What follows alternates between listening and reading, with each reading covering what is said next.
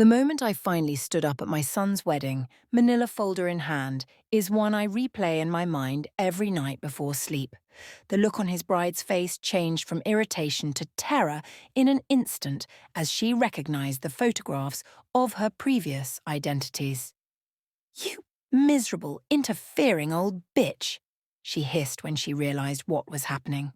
But it was already too late. The police sirens were approaching, her previous victims had come forward, and the woman who thought she could relegate me to watching my only son's wedding from the kitchen was about to be led away in handcuffs in front of everyone she'd tried to impress. They never expect the elderly woman they've dismissed to be the one who brings their carefully constructed house of lies crashing down. But then, they never expected someone like me. For 35 years, I'd tended that garden where white chairs now lined up in neat rows. I'd planted each rosebush after Frank died, transforming grief into something that bloomed. My son Zach had proposed to Naomi beneath the arbor I'd covered with climbing hydrangeas, the same spot where, decades earlier, I'd taught him to identify butterflies and birds. This house held our history in its walls. The kitchen doorframe marked with pencil lines tracking Zach's growth. The study where I'd edited his college essays late into the night. The living room where I'd held him through his first heartbreak at 16. When Frank's cancer took him 24 years ago, I'd shouldered everything alone. I managed our finances with careful precision, maintained our home with my own hands, worked as managing editor at the Tribune until retirement. I'd been both mother and father, provider and nurturer. I'd never remarried, not from lack of opportunity, but because raising Zach and building our future consumed my energies completely. "Mum, you're being too stubborn about the gutters," Zach had said last autumn. "Hire someone. You don't need to be up on a ladder at your age." My age? As if 73 rendered me suddenly incapable of tasks I'd managed for decades. Yet this concern never extended to the checks he'd been borrowing against his inheritance, just until this investment pays off. Or the countless hours of childcare I provided for his colleagues' children. Or the family recipes he volunteered me to prepare for his office functions. I was simultaneously too frail to function yet sturdy enough to carry everyone else's responsibilities. "Vivian, did you remember to pick up Naomi's dress from the cleaner?" Judith, Naomi's mother, called out as she swept through my living room, rearranging my furniture for the engagement party without asking. "And please use the good china, not those everyday plates." My everyday plates were Wedgwood that Frank and I had received as wedding gifts in 1975. The good china was apparently whatever Judith deemed appropriate in my own home. During the engagement dinner, I'd started to share how I'd covered a similar celebration as a journalist in the 1980s. A wedding of state officials that had uncovered an unexpectedly touching story. "Mom," Zach interrupted, patting my hand with that particular gentleness reserved for children and the elderly. "Maybe save the newspaper stories for another time." Naomi smiled with manufactured sympathy. "We'd love to hear your stories, Vivian. But tonight we're finalising the seating chart." The seating chart I'd later discover placed me at the furthest table from the wedding party, despite being the mother of the groom. "Don't take it personally," my friend Carmen had said when I mentioned the growing distance between Zach and me. "Kids get busy with their own lives." But this wasn't about Zach's busy life. This was about the calculated insertion of distance. And deep down, I recognized the pattern because I'd seen it before, in stories I'd covered about elder manipulation, in cases where aging parents found themselves gradually separated from their assets and agency. I simply hadn't expected to experience it myself. The first real alarm sounded during Sunday dinner, 3 weeks after they'd announced their engagement. I'd excused myself to use the bathroom and overheard their whispered conversation from the hallway. "How much do you think she has saved?" Naomi's voice, missing its usual warmth. "I'm not sure exactly. Dad's life insurance, her retirement from the Tribune. The house is paid off. Maybe $1 million total when you count everything," Zach replied. "And the trust fund?" "Another 400,000, but I can't access that until I'm 40, 6 months after the wedding." Perfect timing, Naomi said with a laugh that raised the hair on my arms. Has she updated her will since your dad died? I don't think so. Why? Just wondering if we should help her get her affairs in order. It's the responsible thing to do at her age. My stomach tightened.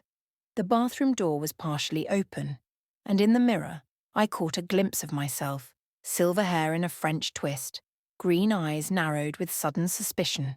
I'd interviewed enough worried families, covered enough fraud cases as a journalist to recognize the red flags unfurling before me. That night, I dreamed of Frank. He sat at our kitchen table, coffee mug in hand, worry creasing his brow. Look closer, Viv, he said in that gentle voice I still missed every day. Something's not right. I woke with a start, the weight of unease settling more firmly now. The next morning, I noticed Naomi examining the silver frame that held Frank's photograph. Not with interest, but with calculation, as if appraising its value. If this story resonated with your soul, click subscribe and let me know in the comments which city or country you're listening from. I'm truly curious to know where you're tuning in from. What troubled me most wasn't just their interest in my assets. It was how quickly Zach had transformed from the thoughtful son I'd raised into someone who discussed my finances in hushed tones, who began suggesting I might be happier in a smaller place, who suddenly worried about my capability to manage my own affairs. But what I didn't realize then was that my investment portfolio had already been accessed multiple times, each withdrawal coinciding with days Naomi had offered to help organize my paperwork while I prepared dinner. The first hard evidence arrived through pure chance. I'd maintained a friendship with Marcia Knowles, a colleague from the Tribune who had switched to private investigation work after taking early retirement. We met monthly for coffee, a tradition spanning 20 years. During our April meeting, she mentioned a case she was working on. Con artist targeting affluent men, she explained, stirring her coffee. Gets engaged, isolates them from family, then cleans out their accounts before disappearing. Changes her name each time. How awful, I murmured, thinking of the vulnerable people who fall prey to such schemes. Marcia nodded, sliding her phone across the table. This is her. 3 different aliases so far. Records show she's operating in this area now, but we haven't identified her current target. The woman in the photograph, with darker hair and different makeup, was unmistakably Naomi. My teacup clattered against its saucer. I know her. Marcia's eyes sharpened. How? She's engaged to my son. The wedding is in 4 months, the colour drained from Marcia's face. Vivian, are you absolutely certain? I nodded, my journalist's eye for faces never in doubt. She calls herself Naomi Chen now. Birth name Leah Porter, Marcia said grimly. Grew up in Oklahoma, not Boston like she probably claims. No art history degree from any accredited university. Last seen leaving Philadelphia after her fiancé discovered she'd stolen nearly $80,000. My hands trembled slightly. Tell me everything. Over the next hour, Marcia outlined what they knew. 3 previous engagements to successful men. Each relationship followed the identical pattern. Whirlwind romance, gradual isolation from family and friends, consolidation of finances, then disappearance with as much money as she could access. 2 had filed charges. The 3rd victim, according to Marcia, had been too embarrassed and had died 6 months later in what was ruled a suicide, though questions remained. What should I do? I asked, journalist instincts already cataloguing possible approaches. Don't confront her yet, Marcia warned. These types are skilled manipulators. If she realizes you know, she might accelerate her timeline or turn your son against you completely. He's already halfway there, I said quietly. Then we need evidence he can't dismiss. Let me help you. That afternoon, Marcia and I developed a strategy. She would continue her official investigation, focusing on building a legal case with the previous victims. Meanwhile, I would carefully document every concerning interaction, every financial irregularity, every inconsistency in Naomi's background. I converted my home office into an investigation headquarters. Decades of journalistic training resurfaced as I created timelines, cross-referenced statements, and built an airtight case. I tracked Naomi's movements, recorded conversations when legal, photographed evidence of financial tampering. Each discovery felt like another small betrayal. Bank statements showing unauthorized access. Investment accounts with unfamiliar transactions. A partially completed change of beneficiary form for Zach's life insurance policy, with Naomi's handwriting, not his.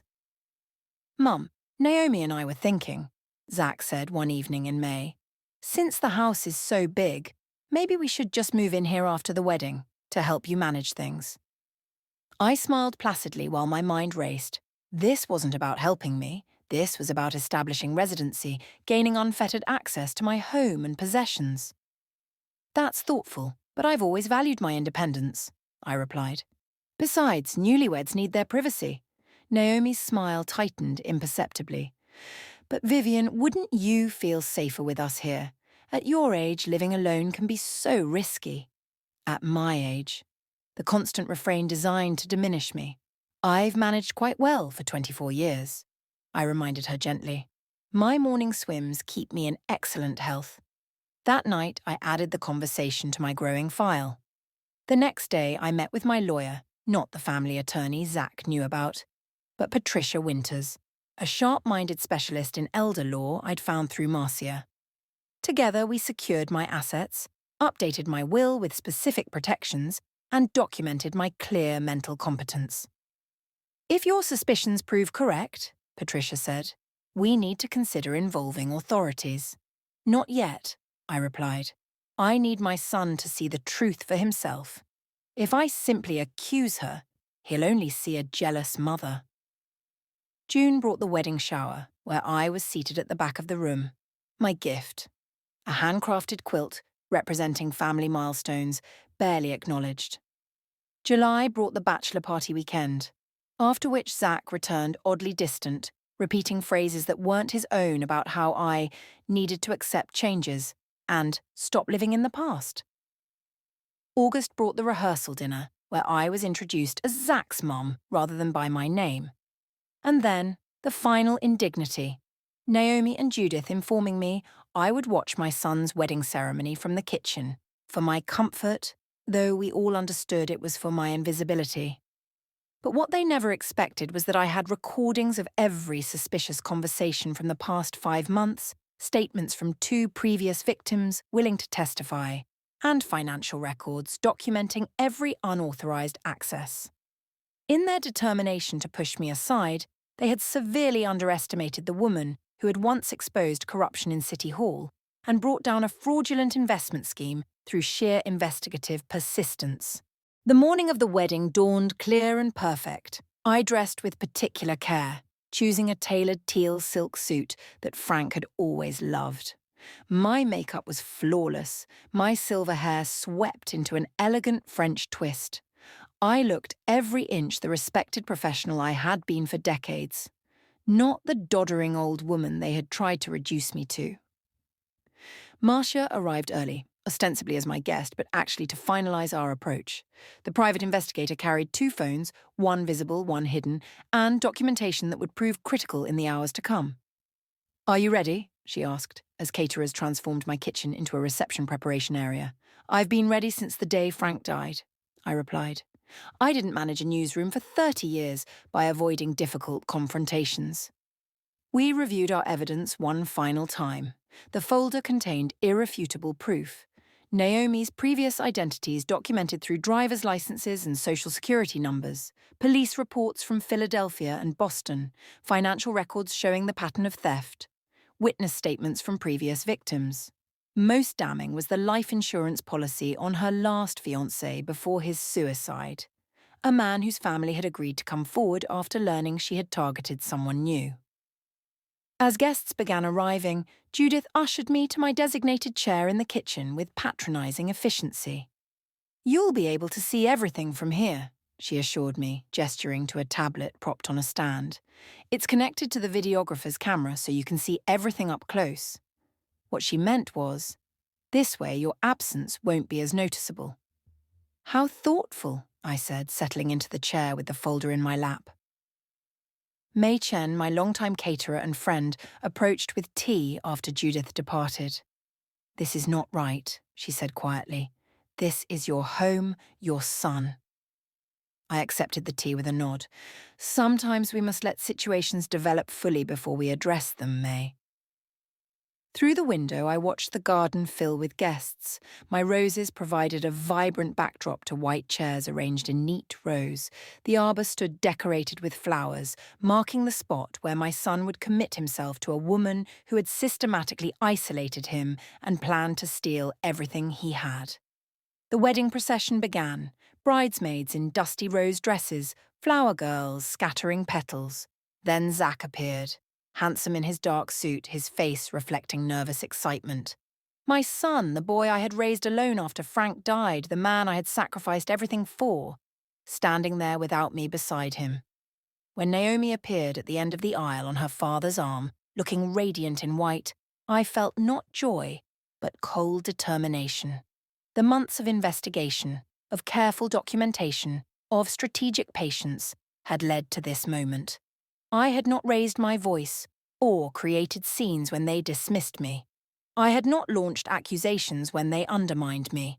I had waited, gathered evidence, built an unassailable case, just as I had done throughout my journalistic career when facing powerful adversaries. The officiant began speaking, his words faintly audible through the partially open window. "We are gathered here today to celebrate the union of Zachary Marshall and Naomi Chen." Mrs. Chen paused in her work, looking from me to the window and back. "Ms. Vivian," she said softly, "this is wrong." I rose from the chair, smoothing my teal suit. "Some decisions, once made, can't be unmade," I told her, "but some situations can still be prevented." With the folder firmly in hand, I walked through my house toward the garden doors, Marcia falling into step beside me. Through the glass, I could see the officiant continuing, Zack and Naomi holding hands at the altar. I opened the door and stepped outside. The officiant's voice faltered as heads turned. Naomi's expression shifted from radiant joy to confusion to poorly concealed annoyance. Murmurs rippled through the assembled guests. "Mum," Zack's voice carried across the suddenly silent garden. I walked forward with measured dignity, my voice clear and steady as I addressed the gathering.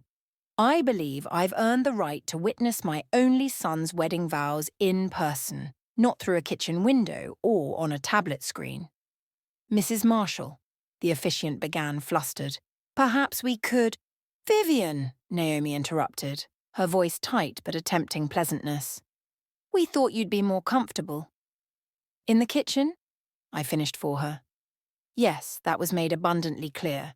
But there's something far more important than my comfort at stake today. I turned to my son. "Zack, before you make vows that can't be unmade, there's something you need to know." "Mom," he stepped forward, embarrassment flushing his face. "This isn't the time. Actually, it's exactly the time," I said firmly, opening the folder and holding up the first photograph. Naomi with darker hair standing beside another man. "The woman you're about to marry isn't who she claims to be." The colour drained from Naomi's face as her eyes fixed on the photograph. "Her name isn't Naomi Chen," I continued. "It's Leah Porter. She was born in Oklahoma, not Boston. She never earned the degrees on her resume. She's not a gallery director. She was fired for financial irregularities." "This is ridiculous." Naomi's voice hardened, her carefully cultivated charm slipping. "Zack, your mother is clearly—" "She has targeted at least 3 other successful men before you," I continued, laying out police reports and financial records on a nearby table. "The pattern is always the same: whirlwind romance, isolation from family, consolidation of finances, then disappearance with everything she can access." Marcia stepped forward. "I'm Marcia Knowles, private investigator. Everything Mrs. Marshall is saying is documented and verifiable. 2 previous victims have filed charges. There are outstanding warrants in multiple jurisdictions." Shock rippled through the guests. Naomi's adopted father stood, confusion evident on his face. "What is this nonsense?" "She's already taken steps to access your finances," I told Zach, whose expression had shifted from embarrassment to stunned attention. The joint accounts, the changes to your investment portfolio, your will, even inquiries about your trust fund. Zach, she's lying. Naomi grabbed his arm, desperation entering her voice. She's always hated me. She's doing this because she can't stand not being the center of your life. Her last fiancé before you, I continued steadily, died under suspicious circumstances after she disappeared with his money. Apparent suicide, though his family questioned the finding. She was beneficiary to a life insurance policy taken out weeks before his death. Naomi's composure shattered completely. You miserable, interfering old bitch, she hissed. You couldn't just stay in the kitchen where you belong? The gasps from the guests were audible. Her mask had slipped completely, revealing the calculating predator beneath. Zach stepped back from her, studying her face with new eyes. Naomi? What is she talking about? Local police have been notified, Marcia said calmly. There are outstanding warrants for fraud and grand theft. As if on cue, sirens became audible in the distance. Naomi suddenly lunged toward the side gate. Two guests, former colleagues from the Tribune, moved to block her escape, not touching her but preventing her exit until authorities arrived. Zach stood frozen, shock evident on his face. He turned to me slowly. Why didn't you tell me sooner? I tried, I said gently. 3 times in the past month. You refused to hear it. And I needed irrefutable evidence you couldn't dismiss. Evidence that would protect you legally as well as emotionally. The police arrived, taking Naomi into custody after confirming her identity and the outstanding warrants. As they led her away, she fixed me with a look of pure hatred. You'll regret this, she said coldly.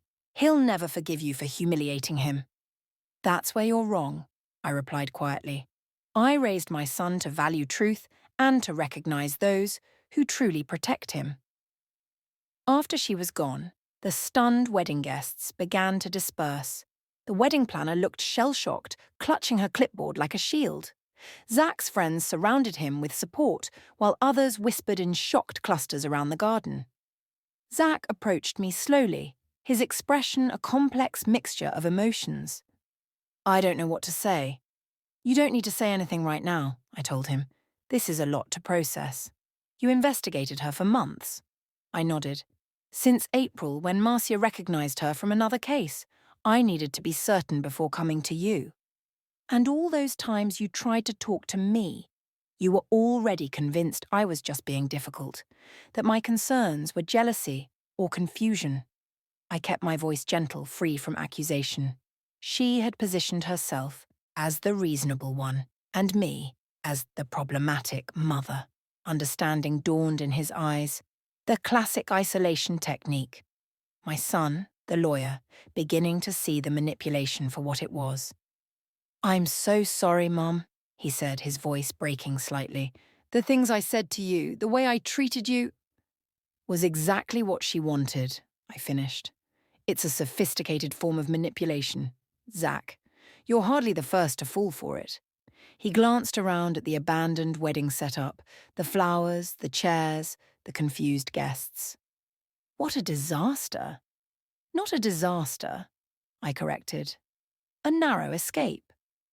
In the following weeks, the full extent of Naomi's deception emerged. She had already transferred nearly $30,000 from Zach's accounts to untraceable offshore holdings.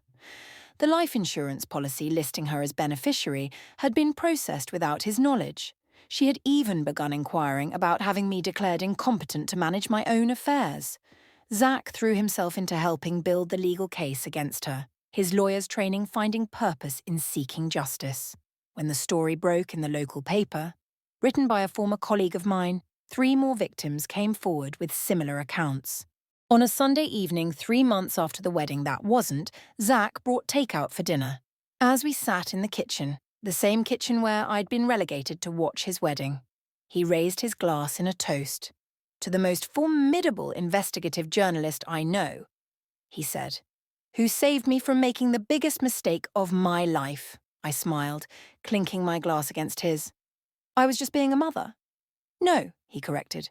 You were being Vivian Marshall, the woman who once exposed corruption in City Hall and never backed down from a fight. The woman I somehow forgot you were. Later, as we sat on the porch beneath a canopy of stars, Zach asked the question that had clearly been troubling him. How did you stay so calm through all of it? I would have been furious, humiliated, terrified. But you handled everything with such dignity. I considered this, watching the night breeze stir the garden that had almost hosted a very different outcome. When you've lived for 73 years, I said finally, you learn that rage burns you more than others. You learn that dignity is a form of power that can't be taken from you, only surrendered. And you learn that the truth, presented clearly and calmly, speaks more loudly than any shout ever could. The breeze carried the scent of roses, Frank's favourites, which I'd planted after his death. For the first time in many months, I felt his presence again, his approval warming me like sunlight. Some might call it pride or stubbornness, the way I'd refused to be dismissed. Frank would have called it by its right name, self-respect. At 73, with decades of life behind me and an uncertain number of years ahead, I had finally learned that silence rarely protects those who practice it. Sometimes, the most profound act of love is not what you withhold, but what you're brave enough to reveal. Even when, especially when, the truth is inconvenient to those who prefer the elderly to remain compliant and invisible. If you haven't subscribed yet, click the button now to join our community of women who refuse to be invisible. You'll find stories like this one every week. Stories that remind us all that wisdom and patience can be more powerful than anger when seeking justice. Thank you for watching. See you in the next video.